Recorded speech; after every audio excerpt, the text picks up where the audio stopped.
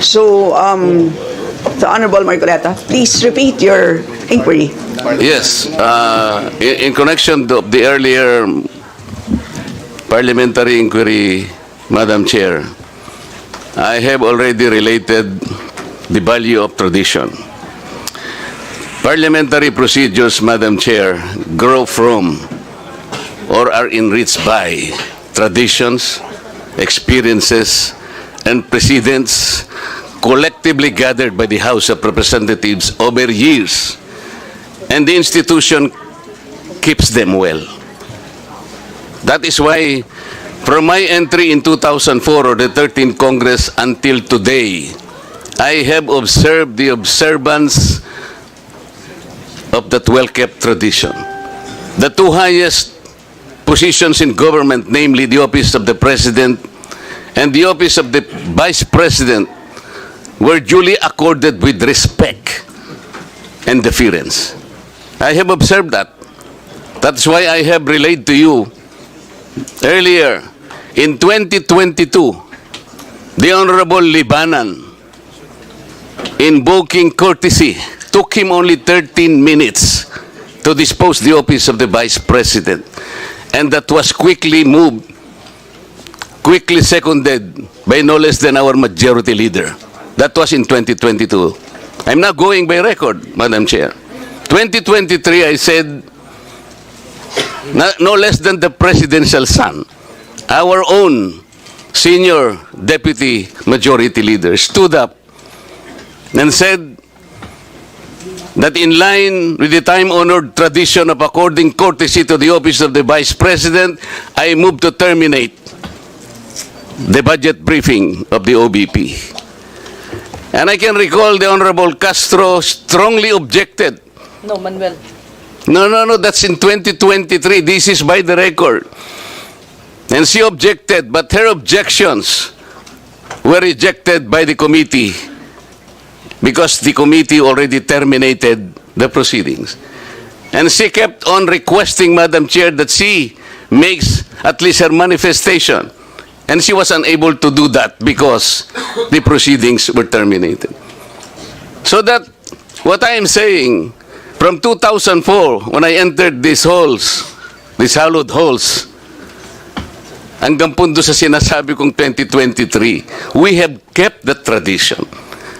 Ngayon po, kung ano-ano ng mga tanong ang ginawa, in 2023, 22 minutes.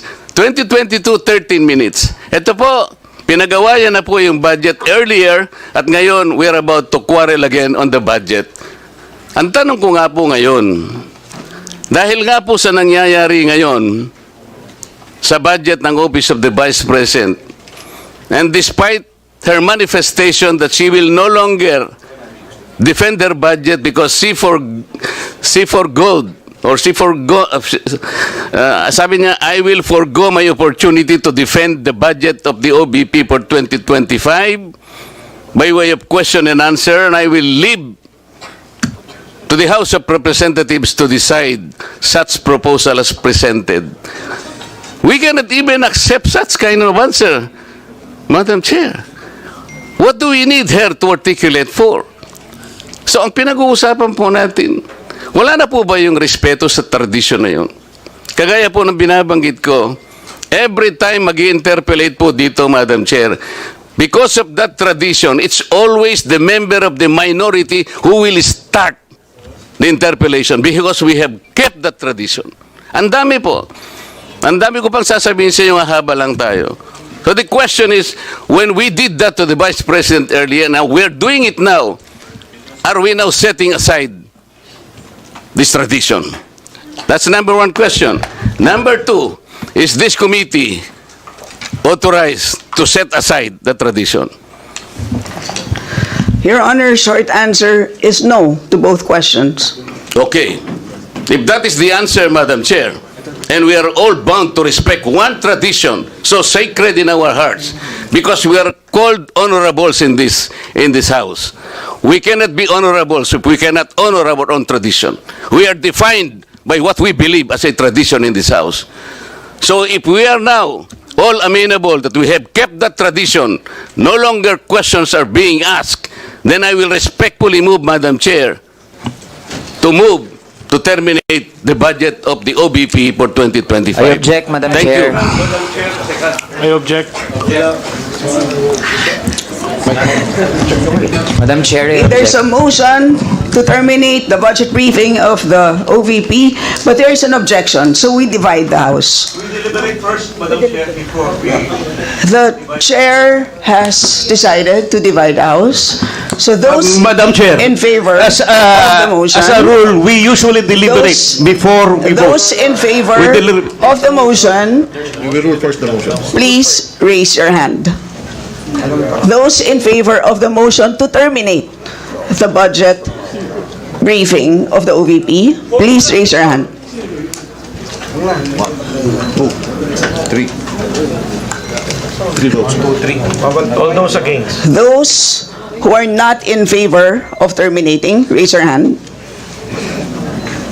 For non-tradition!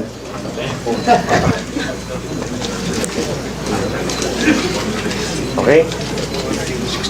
17.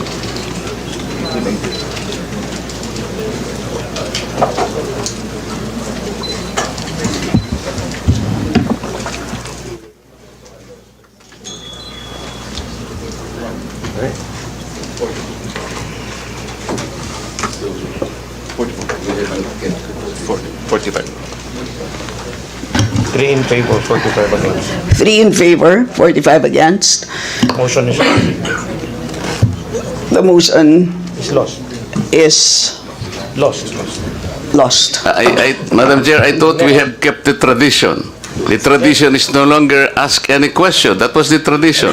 So why are you voting against the motion? Next. The majority of the It- will it's- is it's- always respect. It's The will of the inconsistent majority with is the always tradition that respected. we have already agreed to observe. So we will Yes, Madam proceed Chair. to the next. You mentioned earlier that we will keep up the tradition. You said no. Earlier, For now orderly we voted proceedings, I against. remind the members to please wait to be recognized before speaking. So, the chair now recognizes the Madam budget Chair. sponsor, the Honorable Zia Adyong, to give a recap of what transpired in the last hearing. Madam Chair, Thank you, Madam Chair.